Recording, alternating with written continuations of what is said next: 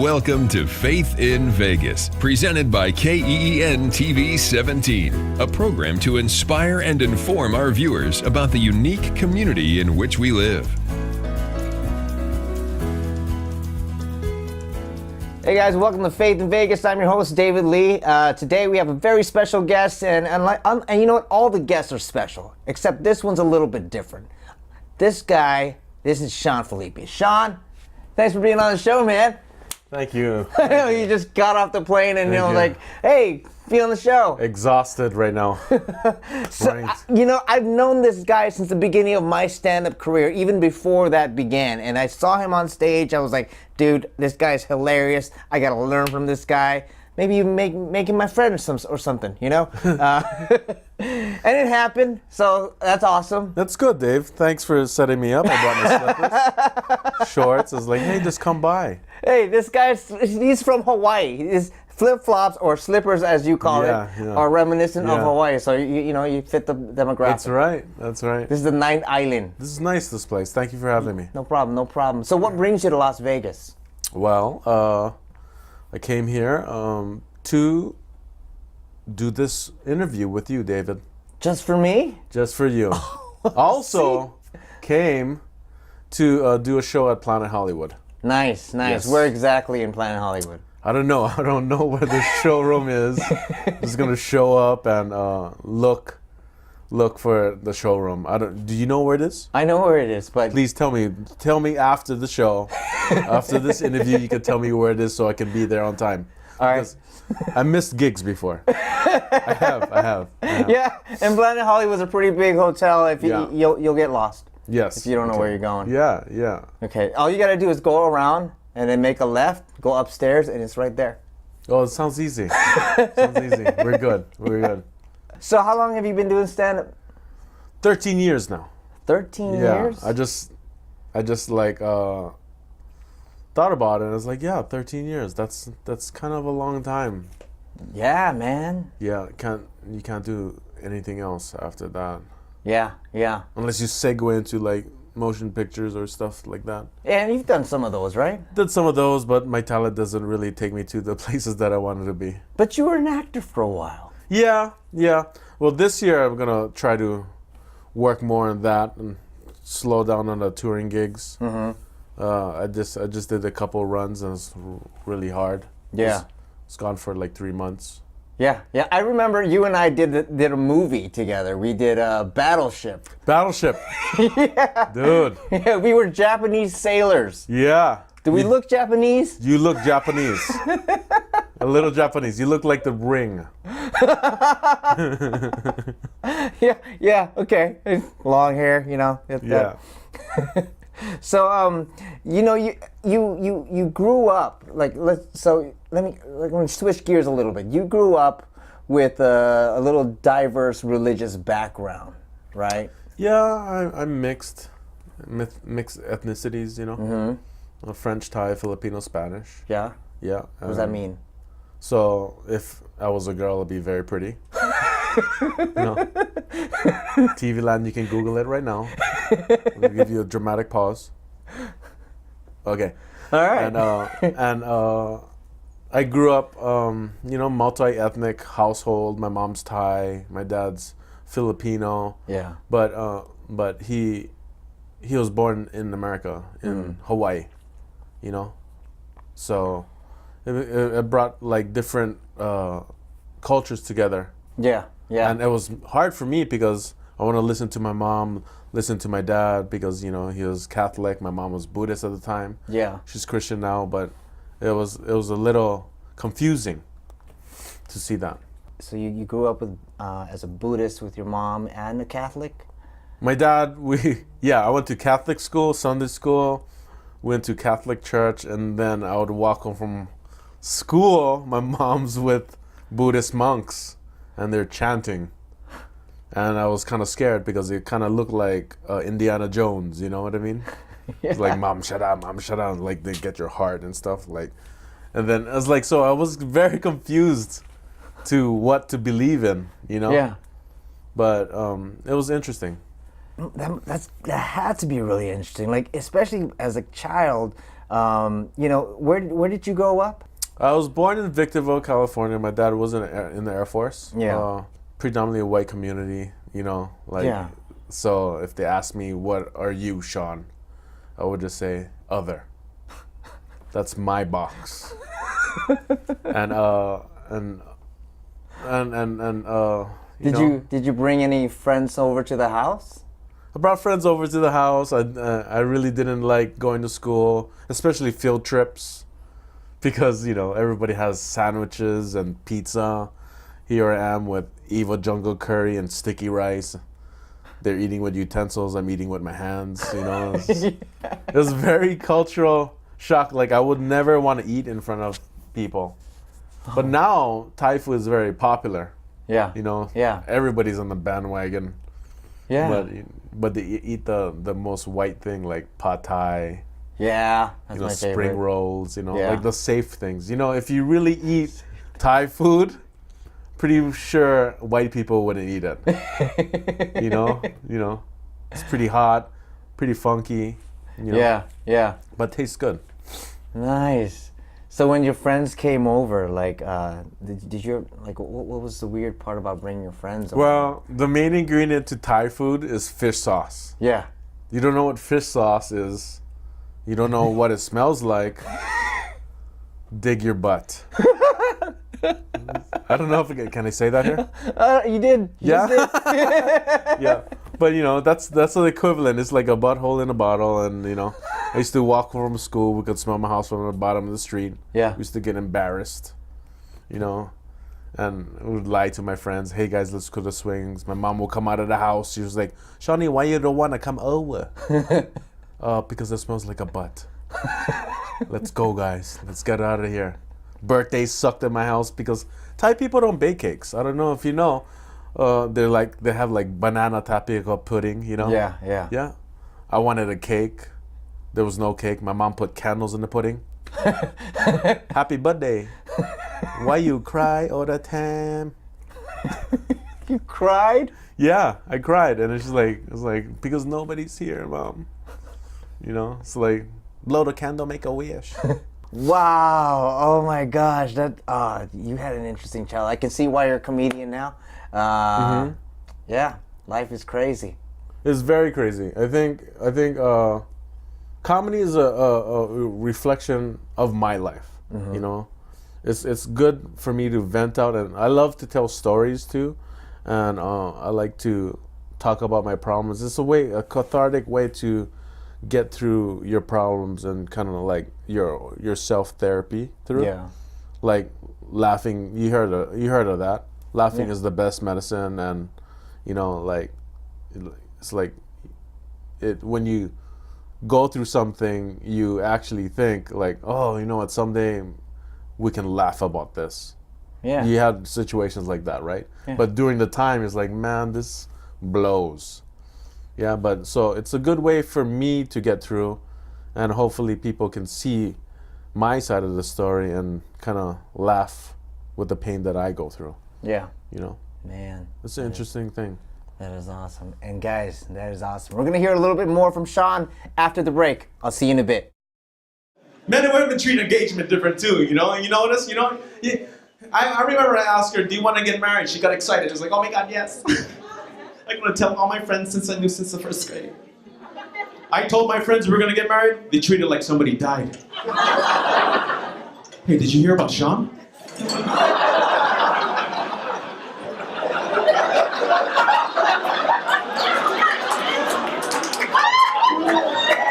No. He's getting married. What?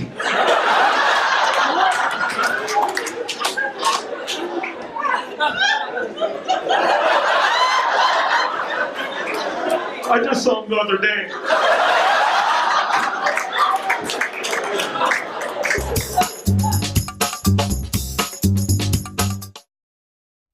And we're back, and Shawn Felipe is still here. So we talked about his pain growing up, and I know that you know, like now, like recently, maybe like a few years ago, you and I shared an affinity, not just in comedy, but in film and production and stuff.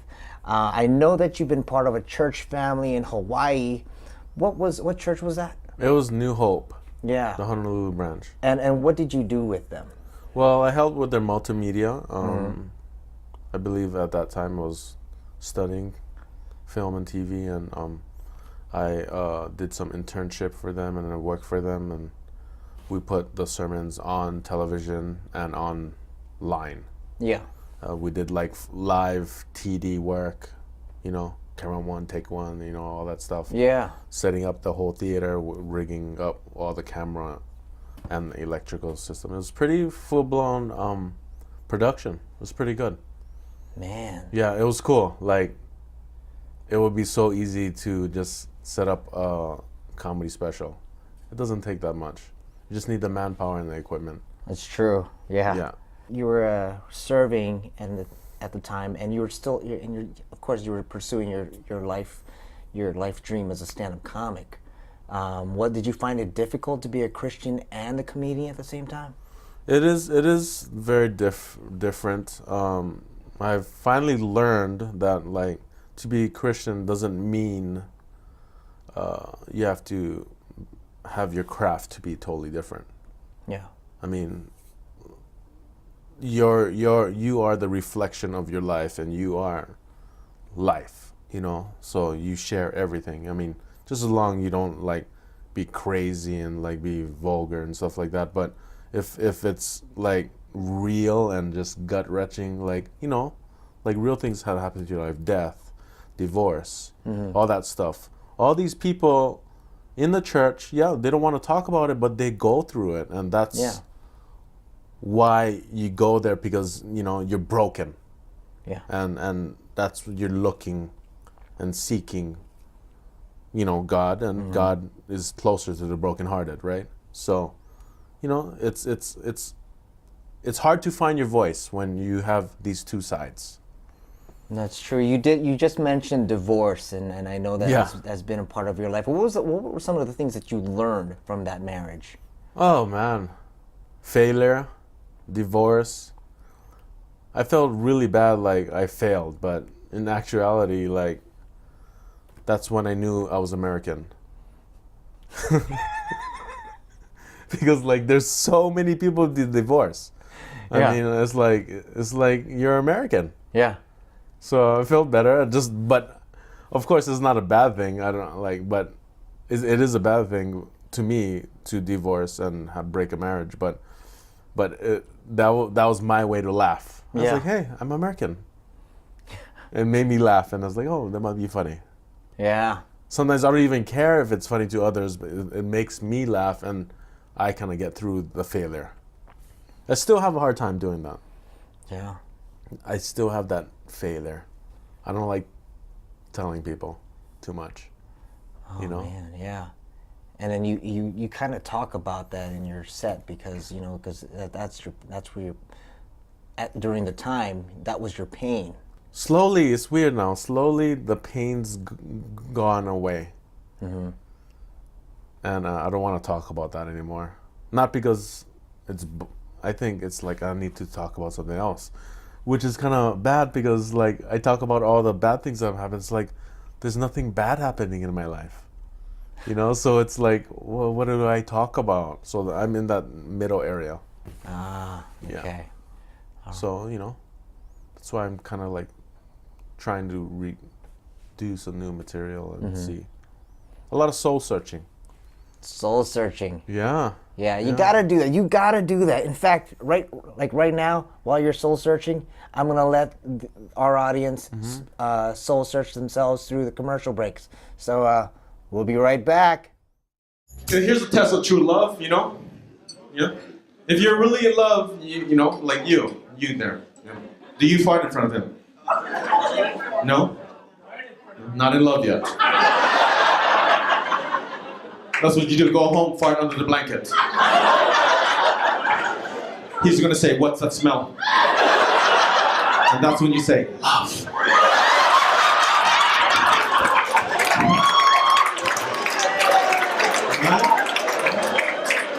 Because that's when you take a risk. That's when you know it's like, hey, I might lose this guy.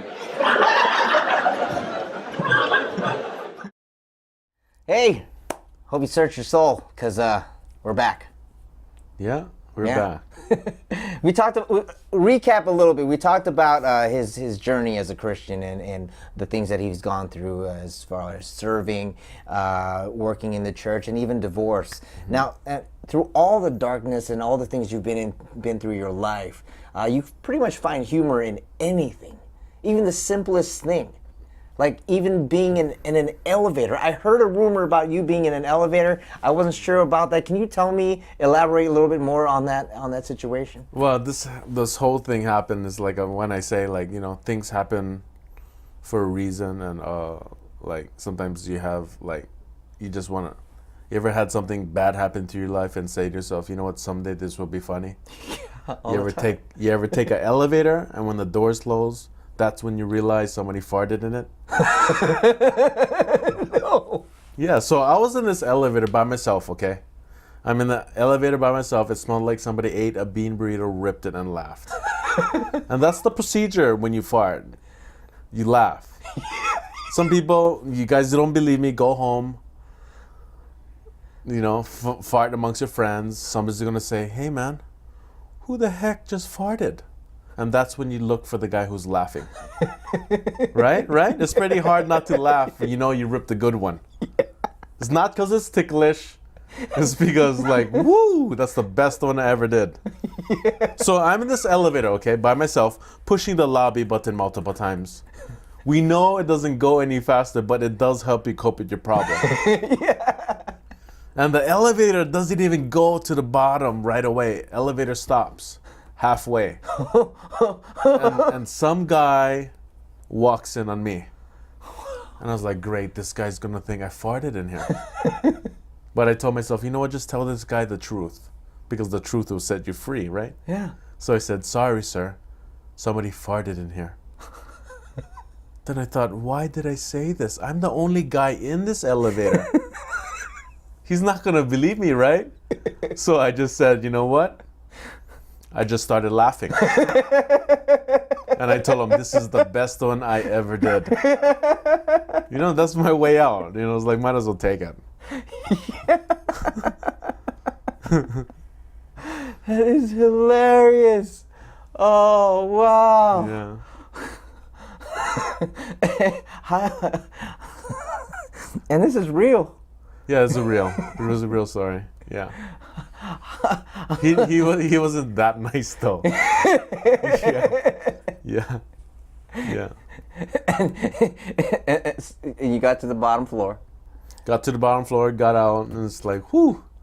Like all I was wondering, whose fart were we smelling?